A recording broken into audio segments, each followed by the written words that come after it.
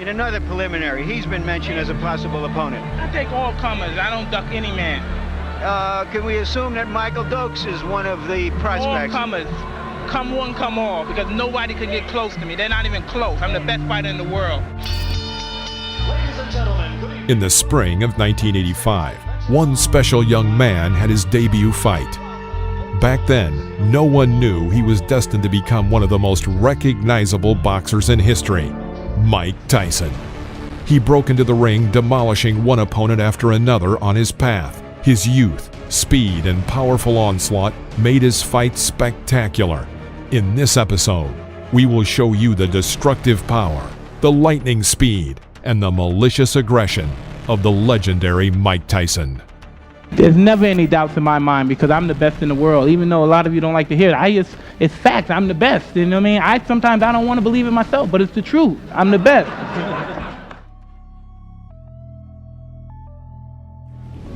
Mike Tyson versus Ricardo Spain.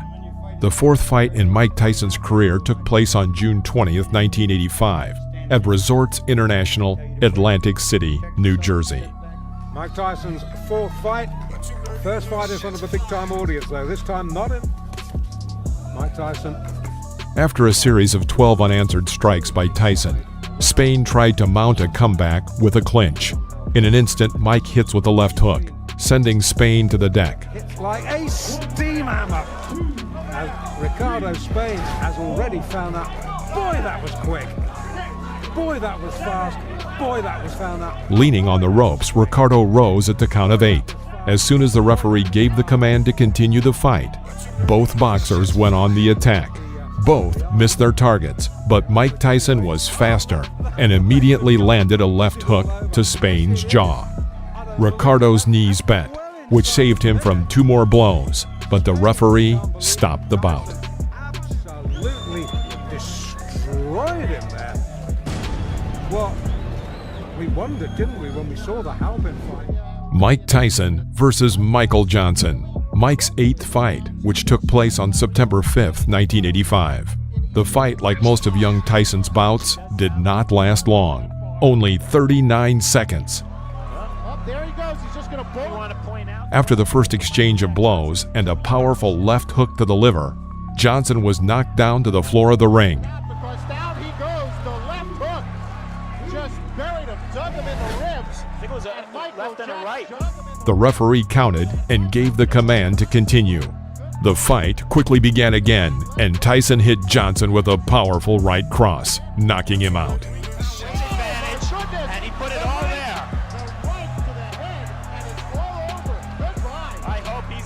Because that was a brutal, wide-open punch. He did not have his guard up, and Mike Tyson just... Mike Tyson versus Robert Coley. The 10th fight in Mike Tyson's career took place on October 25th, 1985, at the Atlantis Hotel, Atlantic City, New Jersey. The scheduled 8-round match began quickly and ended just as quickly, all in the style of the young Mike Tyson. In the first round, Tyson crushed this taller opponent at just 37 seconds, taking him down with a powerful left hook.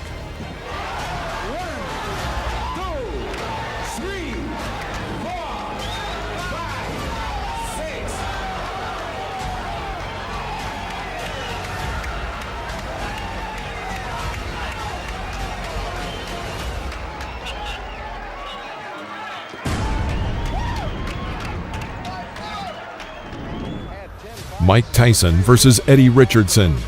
The 12th fight in the career of Mike Tyson took place on November 13th, 1985 in Houston, Texas.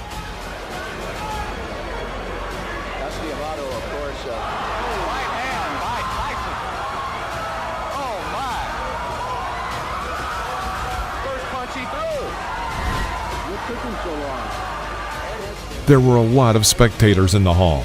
Everyone got comfortable in anticipation of the next knockout.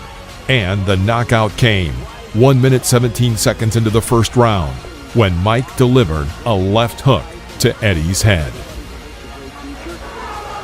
They can find some fights from left hand almost drove Richardson right through the canvas. He not only knocked him down, but he absolutely it's over. I see right now a major flaw and problem in Mike Tyson's career, and that's going to be to have a fight that lasts long enough. Mike Tyson versus David Jaco. The 16th fight in Mike Tyson's career took place on January 11, 1986, at the Plaza Convention Center, Albany, New York. Each time Tyson tried to develop a new attack, Jaco would resort to a clinch, apparently hoping to tire him.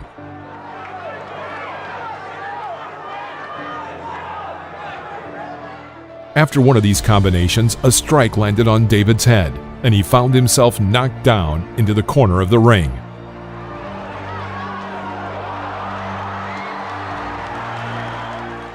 The blow was not too strong, and David found the strength to rise. Tyson, as in previous battles, immediately rushed to finish off his opponent. Moving like a pendulum in front of his discouraged rival, he throws out another left side strike and again puts David on the floor of the ring. Tyson himself, probably tired of hitting so much, seemed to slow down the fight, now aiming for a single hit to end the match. Having missed a monstrous left hook, he immediately strikes with a right cross to Jaco's head. David is back on the floor. The referee had no choice but to stop the fight due to the 3 knockdown rule. Mike Tyson versus William Hosea. After 2 10-round battles against James Tillis and Mitch Green, Tyson denied any skepticism that he lacked stamina. True, it's worth noting that Hosea was just scared and quickly got knocked out, but this does not detract from the effectiveness of Tyson's punches. He's just going to follow suit. Not your Reggie Gross only lasted 1 round in his last fight. So After a clinch, Mike catches William on an oncoming right cross and tries to develop an attack by embarking on a powerful series. Most of the blows glanced, but from the sheer number and the heavy pace, Hosea falls to the floor of the ring. and down.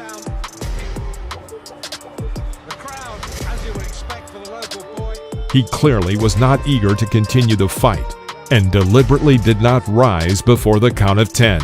The referee stopped the fight. well, I thought he did. Jose. Mike Tyson versus Lorenzo Boyd. The fight took place on July 11, 1986 in Swan Lake, New York. This fight was one of a series of fights that Tyson held in the summer of 1986, already on the outskirts of a battle for the championship title.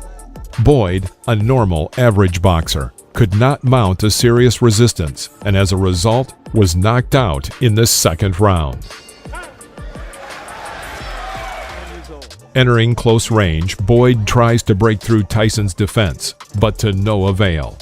Mike himself, having waited a moment, inflicted a powerful right uppercut, but the overshot missed. Tyson calmly walks up to him again and hits him with his crown right hook into Boyd's core, and then followed with a right uppercut. Lorenzo falls to the ring floor. The count is 5. The count is 6. The count is 8. He will not get up. It's over. Sam, show me what heavyweight throws punches that quick. Those were 2 right hands, 1 to the body, and you snap your fingers. It was turned into, I believe it was a right. Mike Tyson versus Marvis Frazier. In July 1986, Mike met with Marvis Frazier, the son of the famous heavyweight champion Joe Frazier. The son of the great Joe was far from being as strong as his father, who was his coach and manager. What Joe was counting on by matching Marvis against Tyson is not entirely clear. But when watching the battle, it seems that the young Frazier was hit by a truck.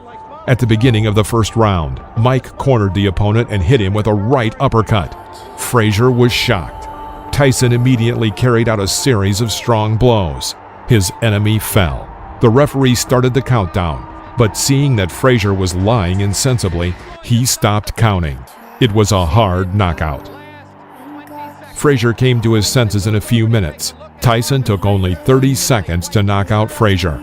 This fight was the shortest in the professional career of Iron Mike. Ferguson, the first time you saw him here on ABC Sports. Watch the uppercut, the right uppercut. Mike Tyson versus Alfonso Ratliff. The fight against Alfonso was the last for Mike before the fight for the champion title with Trevor Berbick.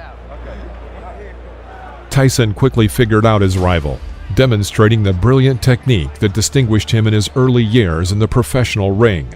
After waiting a moment, Mike dodges to the left and throws a powerful left hook into Ratliff's jaw. Alfonso falls onto the ring floor. And there was a left hand, and Ratliff will sit it out. Climbing to his knee, he waits until the referee counts to 9 and gets up. Mike Tyson rushes to finish and shoots a series of 8 hits. Ratliff finds some relief in a clinch. After the referee breaks the clinch, Tyson begins beating Ratliff near the ropes. Can the man finish? And Tyson has left little doubt about that so far. Right hand, that should be just about it. Davey Pearl looking very closely. And that's all. It's over.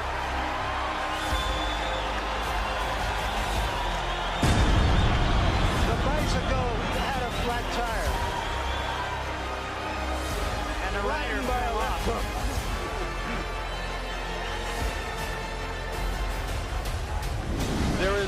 Mike Tyson versus Pinklin Thomas. The battle took place on May 31, 1987. At this point, Mike was the owner of the WBA and WBC belts. Thomas approached this match with a good track record of a series of 3 victories in a row and was considered a serious test for the 20-year-old Tyson. And at the beginning of the match, it seemed so. Thomas managed to cope with the pressure of Iron Mike for 5 rounds.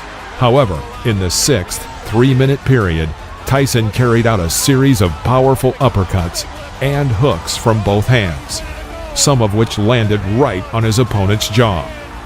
Thomas stumbled, and then after another left hook, crumpled him to the canvas.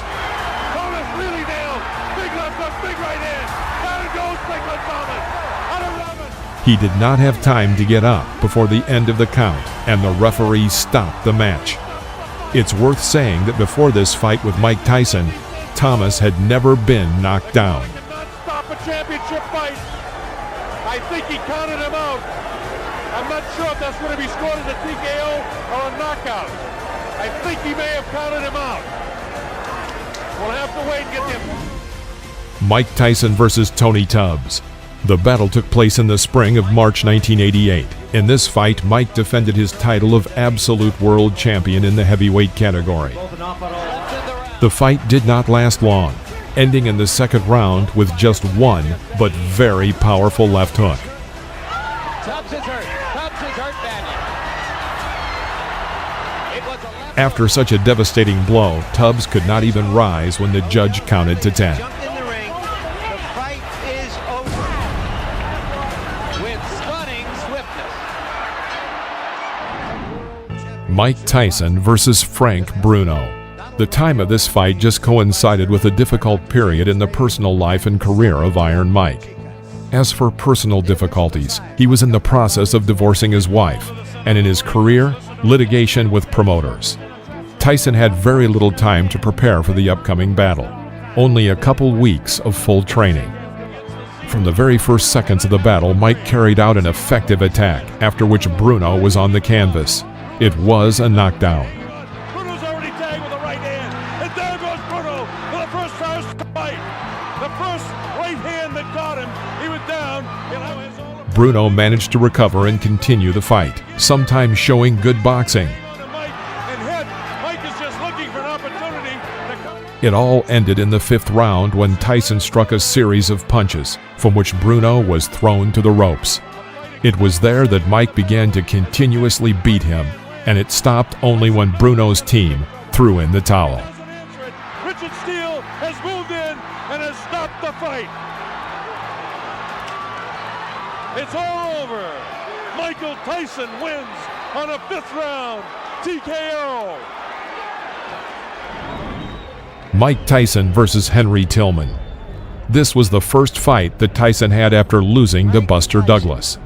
In June, Mike met with this amateur offender, Henry Tillman, who in 1984 got in his way on the U.S. Olympic team. Whether the fight goes past 2.5 rounds or less than 2.5 rounds here in Las Vegas. No one had any doubts about Tyson's victory, but the fact that Tillman was terribly intimidated reduced the fight to the first round.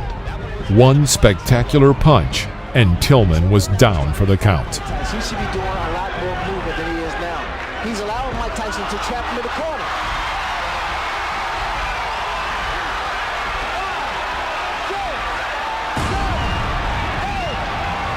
That'll be enough. Mike Tyson versus Donovan Ruddock. This was a very interesting and revealing battle. Ruddock was a hefty Canadian who, of course, was afraid of Tyson, but not to the point that he would immediately fall, like Henry Tillman or Alex Stewart. Most likely, Ruddock was a hidden left-handed person. That is, a left-handed person standing in an ordinary left-handed stance. In general, a good but very limited boxer. All his technique came down to getting to his signature hit with the left, something between a hook and an uppercut. But he certainly had a powerful blow. The fight proceeded in a bitter struggle, with some advantage on Tyson's side.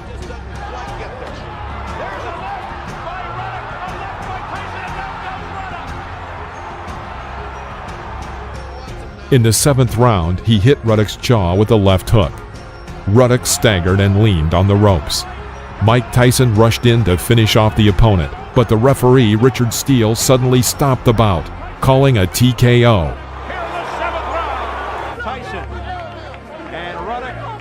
The decision was very controversial.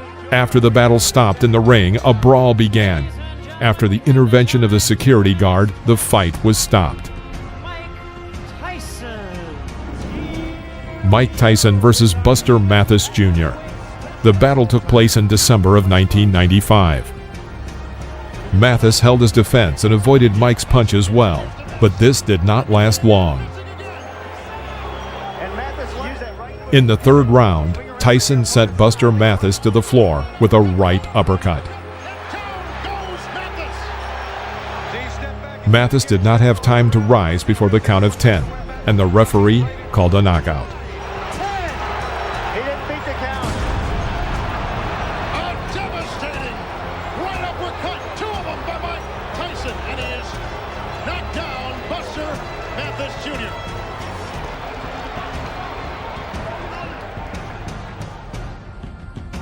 This is the world of boxing. Thank you for watching. Please press the like button and comment below, as well as subscribe to the channel so you won't miss any new episodes about legends of the past.